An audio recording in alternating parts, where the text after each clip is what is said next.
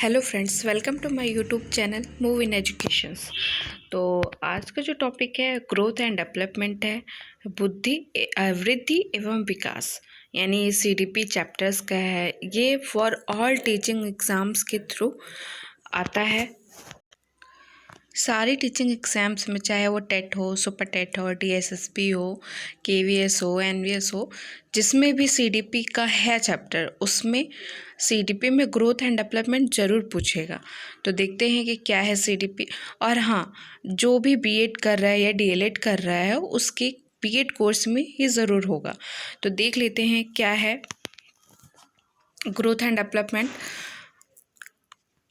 विकास एक ऐसी प्रक्रिया है जो सतत चलती है तथा जिसमें गुणात्मक परिवर्तन एवं परिमाणात्मक मात्रात्मक परिवर्तन दोनों सम्मिलित होता है।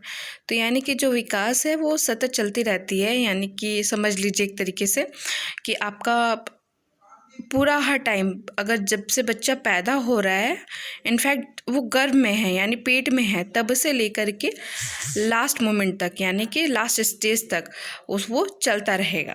फिर देख लेते हैं, जो हमारा वृद्धि होती है उसे हम लोग ग्रोथ बोलते हैं, और डेवलपमेंट क्या होता है, हमारा विकास होता है। तो वृद्धि कहाँ कब से होती है देख लेते हैं। परिपक्वता के बाद रुक जाती है, यानी कि वृद्धि एक टाइम के बाद हमारी रुक जाती है। लाइक समझ लीजिए कि जैसे कि एक बच्चा है, वो जन्म से पैदा हुआ, यानी वो बाहर आया पेट से, फिर उसके बाद वो धीरे धीरे बढ़ता जाएगा, उसकी हाइट बढ़ेगी, हाथ पैर की लंबाई बढ़ेगी, धीरे धीरे वो बढ़ता जाएगा। एक टाइम पे मतलब कि जब तक उसका फिजिकल ग्रोथ होना होगा वो तब तक होगा। लाइक 18 साल, 21 साल या 22 साल तक वो ग्रोथ उसका होता रहेगा। फिर उसके बाद एक टाइम के बाद वो रुक जाएगी।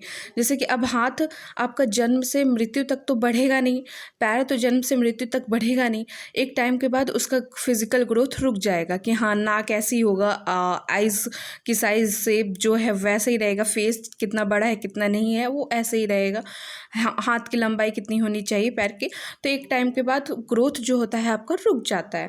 लेकिन जो विकास होता है वो हमारा गर्भ से कब्र तक होता है, यानी कि जब बच्चा पेट में होता है तब से लेकर के जब तक वो मरने की स्टेज पे होता है तब तक उसका विकास होता रहता है। और वो चाहे वो किसी भी फॉर्म में हो, चाहे वो फिजिकली हो, चाहे वो सामाजिक हो, चाहे वो इमोशनली हो, चाहे वो कॉग्निटिव हो, यानी कि मन से हो, या फिर हर चीज़ से उसका विकास कहीं ना कहीं होता रहता है। कि अगर बच्चा छोटा है तो पहले वो बढ़ेगा अपने क्लास की, जैसे कि क्लास फर्स्ट पे है, सेकंड में है, थर्ड में है, ऐसे ऐसे करके 12th पास करेगा, ग्रेजुएशन, फिर एक टाइम पे जॉब लेगा, फिर जॉब में इम्प्रूवमेंट होती जाएगी। फिर उसके बाद वो लास्ट स्टेज तक वो काफ़ी ज़्यादा मतलब डेवलप्ड करेगा और देखा जाएगा। फिर ये हमारा कुछ है बेसिक, यानी कि जो आपका वृद्धि होता है उसको हम लोग ग्रोथ बोलते हैं, और जो डेवलपमेंट होता है विकास को डेवलपमेंट बोलते हैं। ठीक है, तो ये समझ ही गए होंगे आप लोग कि ये परिपक्वता के बाद रुक जाती है, ये गर्भ से लेकर के कब्र तक होती है। फिर नेक्स्ट देखते हैं, आता है, अभी मैंने विकास में 2 पॉइंट्स यूज़ किए थे, गुणात्मक परिवर्तन और परिमाणात्मक परिवर्तन। तो गुणात्मक परिवर्तन क्या होता है, क्वांटिटेटिव चेंज, यानी कि कार्यशैली, वे ऑफ डूइंग समथिंग, यानी कि कार्यशैली, जैसे कि कुछ वो एक्स्ट्रा चीज़ करे, यानी एक्स्ट्रा एक्टिविटीज़, उसके अंदर एक बहुत अच्छी स्किल हो, बहुत कार्य करने, कोई भी कुछ डिफरेंट करे। लाइक अगर वो ड्राइंग कर रहा है तो नॉर्मली ड्राइंग तो सब करते हैं, बट कुछ होते हैं जो बहुत एक्सपर्ट होते हैं उसमें, उस टाइप की चीज़ें हो, कार्य क्षमता हो, यानी ability to something, emotional understanding हो ऑफ इटीसी, यानी कि बहुत कार्य क्षमता की शैली भी बहुत ज़्यादा होनी चाहिए। वो हमारा गुणात्मक परिवर्तन होता है जो कि डेवलपमेंट में इंक्लूड होता है। और परिणात्मक क्या होता है, जो कि फिजिकली हमारा इम्प्रूवमेंट होता है, जैसे हाइट हो गया, वेट हो गया, शेप हो गया, जो कि हमेशा अप एंड डाउन होता रहता है। तो देख लेते हैं, the developmental change are progressive orderly sequentially, POS, ये होता है हमारा क्वांटिटेटिव चेंज। फिर आता है हम लोग का सतत। सतत क्या होता है, सतत का अर्थ है लगातार चलना, अर्थात पीछे की अवस्था पर पुनः ध्यान नहीं देना, नॉट रिवाइजेबल, नॉट पट पुट मॉडिफाइबल। तो देख लेते हैं फिर विकास क्या है, जो कि अभी मैंने जैसे बताया, मानसिक पक्ष, सामाजिक पक्ष, संवेद इत्यादि, ये हमारा विकास होता है, ये कहलाता है। तो ये हमारा गुणात्मक परिवर्तन भी हमने देख लिया, परिमाणात्मक परिवर्तन भी क्वांटिटेटिव देख लिया, सतत देख लिया, फिर विकास भी देख लिया। फिर आगे बढ़ते हैं हम लोग, क्या होता है, फिर आता है हमारा विकास, ब्रॉड डोमेन ऑफ डेवलपमेंट, यानी कि क्या क्या विकास के स्टेजेस होते हैं, किस टाइप से विकास ग्रोथ करता है। जैसे फिजिकली डेवलपमेंट यानी शारीरिक विकास होता है, संज्ञानात्मक ज्ञान संबंधित, संज्ञानात्मक कोई मतलब माइंड से रिलेटेड होता है, वो हेड से होता है, ज्ञान संबंधित होता है, बच्चे के अंदर कितना नॉलेज हो रहा है कितना नहीं, कॉग्निटिव डेवलपमेंट होता है। फिर सामाजिक परिवर्तन भी होता है, जैसे सोशल डेवलपमेंट क्या है, बच्चों में कितना मतलब बच्चा सोशल कल्चर से, यानी कि हमारे जो आसपास के वातावरण है या खेल कूद में बच्चा क्या सीख रहा है क्या नहीं सीख रहा है, तो वो भी एक तरीके से एक विकास में इंक्लूड होता है। असांवेगिक विकास यानी कि इमोशनल डेवलपमेंट, तो बच्चा इमोशनली जैसे कब दुखी हो रहा है, कब उसको ये पता है कि हाँ धीरे धीरे एक टाइम के बाद, बच्चा जब बचपन में होता है तो रोता है वो सिर्फ, लेकिन एक टाइम के बाद वो बहुत चीज़ें सीखने लगता है कि हाँ कब उसको दुखी होना है या कब हंसना है, कब बोलना है, इस टाइप की सारी चीज़ें होती है। तो इसका ये सीक्वेंस है, इसको याद करने का एक बेटर ट्रिक है, यानी कि कह लीजिए PCSE, यानी PCS तो सभी जानते हो, उसमें E इंक्लूड कर देना, ठीक है। नेक्स्ट देखते हैं, ये सर्कल है, फिजिकल डेवलपमेंट है, कॉग्निटिव डेवलपमेंट है, और ये हमारा सोशल डेवलपमेंट है, मतलब एक सर्कल के थ्रू होता है, यानी फिजिकल हमारा होता है, फिर कॉग्निटिव होता है, फिर इमोशनल डेवलपमेंट, सोशल डेवलपमेंट होता है, फिर इमोशनल डेवलपमेंट होता है। ये सारा हम लोग देखते हैं नेक्स्ट में, एक एक चीज़ को हम लोग डिफाइन करेंगे। पहला हमारा फिजिकल डेवलपमेंट होता है। फिजिकल डेवलपमेंट क्या है, तो आप अभी यहाँ पे देख ही रहे होंगे कि मैंने एक फ़ोटोज़ लगाई है, इसमें पहले बच्चा क्या होता है इसका, पहले वो जन्म से होता है, पहले वो चलना तक नहीं जानता है कि हाँ उसको चलना कैसे, वो पैर से मूव करता है, अपने हाथ से लेता है सहारा, फिर धीरे धीरे वो किसी को पकड़ के ऐसे खड़ा होना सीखता है, फिर धीरे धीरे वो खड़ा होकर के चलना, फिर दौड़ना सीखता है, फिर एक टाइम के बाद वो दौड़ते दौड़ते फिर यहाँ स्कूल जाना आना, फिर एक टाइम उसकी ऐसे ही बढ़ती जाती है। यानी ये फिजिकल डेवलपमेंट है हमारा कि हाँ जैसे हाइट का बढ़ना, वेट का बढ़ना, साइज़ का, शेप का, etc, इसी में सब इंक्लूड हो जाता है कि हाँ फिजिकल डेवलपमेंट से, यानी एक तरीके से हमारी बॉडी से रिलेटेड जो भी डेवलपमेंट होंगे हमारा फिजिकल डेवलपमेंट कहलाएगा। तो फिजिकल डेवलपमेंट में भी दो पार्ट्स होते हैं, इनको जानना बहुत ज़्यादा आवश्यक है क्योंकि इससे क्वेश्चंस बहुत पूछे जाते हैं for teaching exams, specially CTET Super TET, इस सब में तो सीटेट हो गया, यूपीटेट हो गया, इस सब में प्रॉपर तरीके से इसको पूछा जाता है।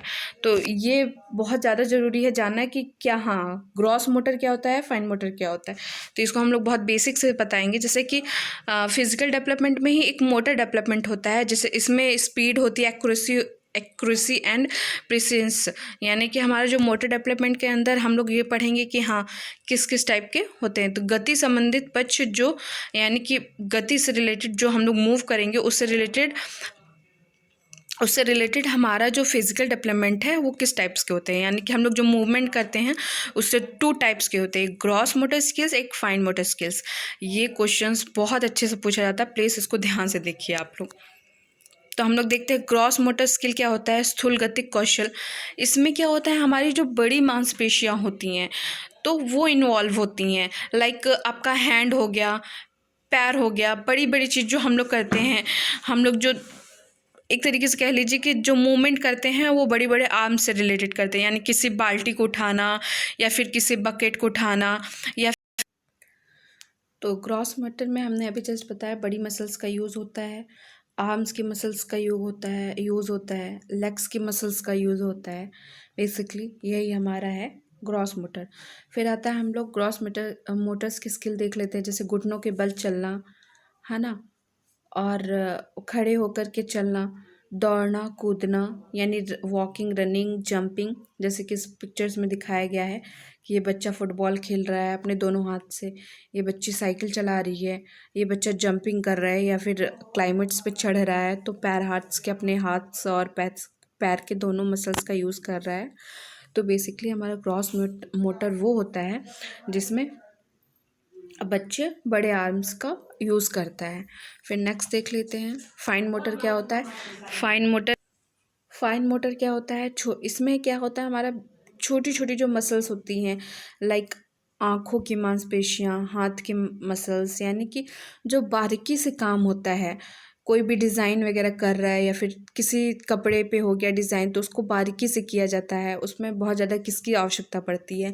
हमारे छोटे छोटे हाथों, मतलब हाथों की स्किल्स देखी जाती हैं कि कैसे क्या चला रहा है बच्चा, या फिर आँखों की ज़रूरत पड़ती है कि हाँ कहाँ कैसे इसको करना है या मूवमेंट करना है। तो अंगूठों की ये सब की ज़रूरत हो, ज़्यादा एक्टिविटीज़ की ज़रूरत नहीं होती है इसमें कि हाँ हाथ पैर हिलाए या के खेले कूदो, तभी ये चीज़ सीख पाएगा बच्चा, या फाइन मोटर के अंतर्गत वो आता है। तो फाइन मोटर स्किल्स क्या होता है, देख लेते हैं। उंगलियां और गुट अंगूठे के ज़रिए कुछ उठाना, अपनी छोटी छोटी मांसपेशियों के द्वारा क्रियाएं करना, जैसे ड्राइंग हो गया, पेंटिंग हो गया, ईटीसी हो गया। गेंद को उंगली पर घुमाना, मतलब कि समझ लीजिए कि कुछ कुछ होते हैं ना, बच्चे बहुत टैलेंटेड होते हैं, हाथ पे उंगली पे उठा रहे। जैसे ये छोटा सा बच्चा है जो, ये देखिए, इसमें अपने उंगली पे ऐसे हाथ को, बॉल को उठाया है, और इसमें बच्ची ने चिड़िया क्राफ्ट बनाया हुआ है। ऐसे छोटे छोटे जो मोमेंट होते हैं, ये सारी चीज़ें हमारी फाइन मोटर स्किल्स में आती हैं। एक तरीके से यहाँ पे क्राफ्ट भी लिख लीजिएगा, क्राफ्ट भी यूज़ होता है, ठीक है। फिर नेक्स्ट देख लेते हैं हम लोग क्या होता है। कॉग्निटिव डेवलपमेंट, अभी मैंने बताया, फर्स्ट हमने फिजिकल पढ़ लिया, फिजिकल के अंतर्गत हमारा फाइन मोटर हो गया, ग्रॉस मोटर हो गया, फिर देन हमारा कॉग्निटिव डेवलपमेंट आ गया। तो कॉग्निटिव डेवलपमेंट पहले देख लेते हैं क्या होता है, कैसे होता है। तो कॉग्निटिव डेवलपमेंट हमारा संज्ञानात्मक विकास होता है। संज्ञानात्मक पक्ष में विकास से अर्थ है मानसिक क्षमताओं के विकसित होने से है। ज्ञान का अर्थ, दिमाग का बौद्धिक अर्थ, क्षमता का विकास, एग्जाम्पल सोचना, तर्क, कल्पना, मेमोरी, भाषा आदि विकास, ये सारी चीज़ें कॉग्निटिव डेवलपमेंट के अंतर्गत आती है। तो आपको मैं ये बता दूं, जो कॉग्निटिव डेवलपमेंट होती है वो हमारा हेड से रिलेटेड होता है, यानी कि हमारे मस्तिष्क से, कि हम बच्चा क्या सोचता है, क्या करता है, क्या नहीं करता है, पूरा सब कुछ इसका हेड में इन्वॉल्व होता है। ये डी है, ए मत समझिएगा आप लोग। तो हम लोग देख लेते हैं कि हमारा, हमने क्या बताया आप लोगों को कि बच्चा इसमें सोचने, समझने, तर्क करने में ज़्यादा इसका दिमाग चलता है। लाइक अब देख लेते हैं हमारा जो ब्रेन होता है, अभी जैसे मैंने बताया हेड इसको, कि हाँ ये ब्रेन होता है हमारा। तो ब्रेन में हमारा लेफ़्ट साइड होता है और राइट साइड होता है।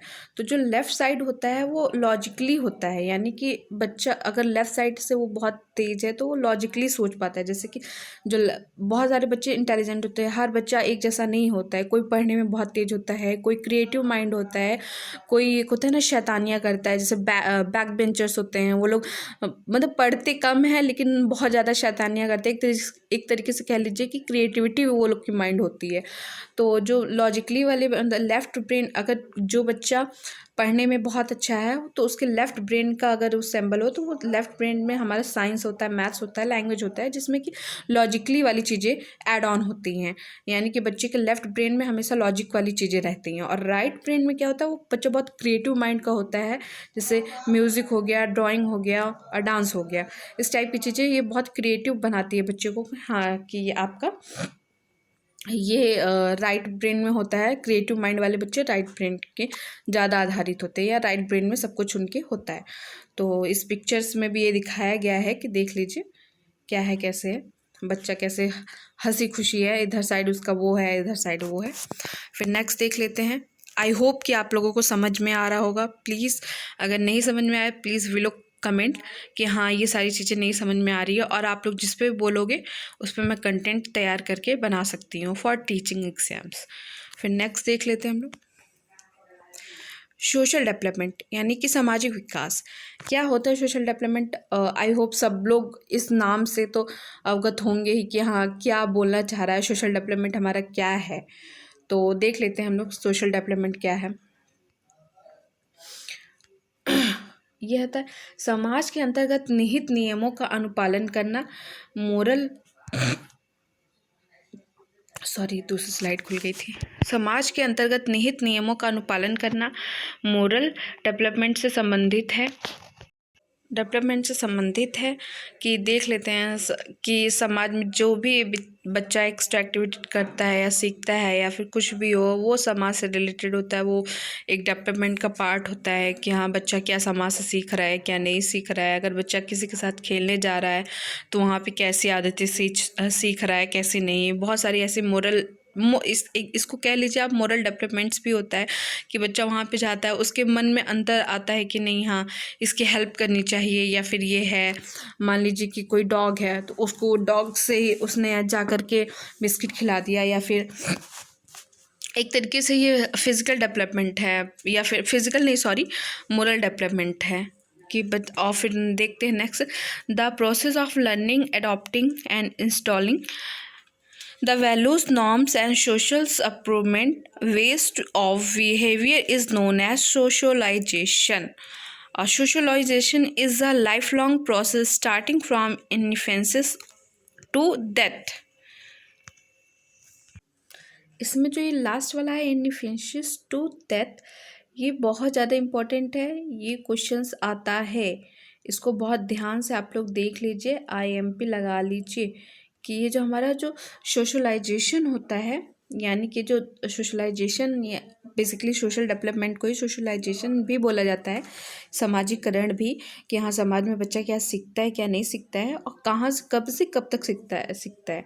यानी कि इनएफिशिएंसी, या बेसिकली एफिशिएंसी टू डेथ। यानी एफिशिएंसी मतलब होता है आपका कि जन्म से मृत्यु तक, यहाँ लिख देते हैं, जन्म से मृत्यु तक,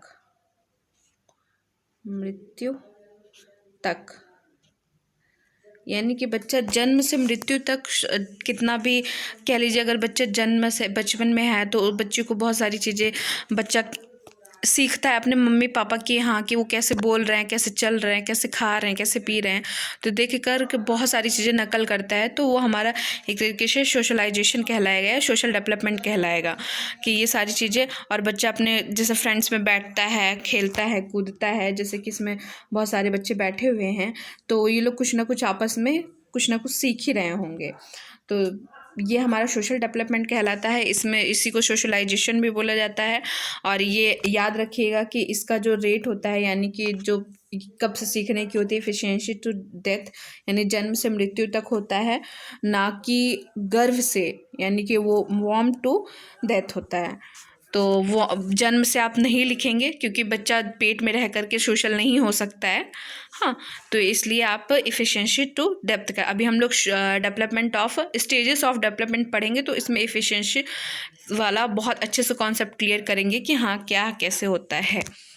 नेक्स्ट देख लेते हैं हम। अब आता है हम लोग का इमोशनल डेवलपमेंट। इमोशनल डेवलपमेंट होता है सांवेगिक विकास। तो सांवेगिक बेसिकली इमोशनली, रैथर के अनुसार उनका कहना क्या था, संवेग भावना है जो हमारे अंदर रंग भरती है। Emotional colour our lives. अगर एग्जैक्टली एक रैथर नाम के वैज्ञानिक थे जिन्होंने ये बोला था कि जो हमारा इमोशंस होता है वो हमारे जीवन में रंग भरता है। सही बात है। अगर मान लीजिए कि हमारे जीवन में कोई खुशी आती है तो हम न्यूट्रल रहेंगे, खुश रहेंगे ही नहीं और नॉर्मली रहेंगे, तो कोई रिएक्ट रहेगा हमारी लाइफ में। हाँ, दुख है तो भी नॉर्मल है, हंस खुशी है तो भी नॉर्मल है, कोई चोट लग गई है तो भी नॉर्मल है। तो हर टाइम नॉर्मल नहीं रह सकता इंसान। तो उसके लिए हर एक स्टेजेस, यानी कि दुख के टाइम पे दुख वाला फेस होना और खुशी के टाइम पे खुशी वाला एक माहौल होना, तो ये सारा काम हमारे इमोशंस का होता है, या यही हमारा इमोशनल डेवलपमेंट कहलाता है, जो कि हमारे जीवन में रंग भरता है। एग्जैक्टली ये बहुत ही टू द पॉइंट वाली चीज़ें हैं। इस टाइप के क्वेश्चंस आते हैं कि इमोशनल डेवलपमेंट कैसा है, तो ये कलरफुल हमारे जीवन में रंग फिल करता है। ये emotional development is about knowing and managing your emotions. ये हमारे इमोशंस को मैनेज करता है, कि जानता है कि हमारा जो इमोशंस है कैसा नहीं, कब हंसता है, कब खेलता है, कब क्या है, ये सारी चीज़ें समझता है। तो ये इमोशनल, और सबसे बड़ी चीज़ कि ये हमारी जो लाइन है, इमोशनल और कॉग्निटिव इंटर रिलेटेड, यानी कि जो इमोशन और कॉग्निटिव होता है ये एक दूसरे के अंतः संबंधित है। ये क्वेश्चंस बहुत बार पूछे जाते हैं, इसको ध्यान से रखिएगा, समझिएगा कि इमोशन और कॉग्निटिव हमारा इंटर रिलेटेड है, एक दूसरे से संबंधित है। यानी कि अगर बच्चा खुश है या दुखी है, उसका असर एग्जैक्टली ब्रेन में पड़ता है या माइंड में हमारे पड़ता है कि बच्चा नहीं, ऑलमोस्ट सभी लोग कि हाँ खुश हैं या कैसे हैं। तो यह हमारा अंतः संबंधित होता है, और ये बाय डायरेक्शनल होता है। बाय डायरेक्शनल यानी एक दूसरे को रिलेट करता है। तो आई होप ये इमोशनल डेवलपमेंट आपको समझ में आ गया होगा। नेक्स्ट देखते हैं। नेक्स्ट क्या, लास्ट ही था। ये हमारे चारों स्टेज, मैंने ये चारों टाइप्स आपको पढ़ा दिया है इमोशनल। पहला फिजिकल, सोशल और नहीं कॉग्निटिव, सोशल एंड इमोशनल, ये चारों कंप्लीट करा दिया है। आई होप आपको ये समझ में आया होगा। और वेट फॉर पार्ट 2, क्योंकि पार्ट 2 का इसका होना बहुत ज़रूरी है। ग्रोथ, क्योंकि मैंने अभी तक आप लोगों को डेवलपमेंट ही पढ़ाया है, ग्रोथ एंड उसके डिफरेंस नेक्स्ट वीडियो जो आएगी उस पर ग्रोथ क्या है उसके बारे में डिटेलिंग और difference between growth and development के बारे में ज़रूर पढ़ाऊँगी। तो प्लीज़ आप ये वीडियो ज़रूर देखिएगा। अगर आपको हेल्पफुल लगेगी तो प्लीज़ कमेंट भी करिएगा कि हाँ आपकी वीडियो वर्थ इट थी। तो और देखिएगा ज़रूर, शेयर भी ज़रूर करिएगा। Class 2 for next video coming soon. Please मेरी वीडियो पसंद आई हो तो इसको लाइक करें, सब्सक्राइब करें एंड शेयर ज़रूर करिएगा, अगर आपको सच में लगता है कि हाँ आपके लिए हेल्पफुल है तो। Thank you so much.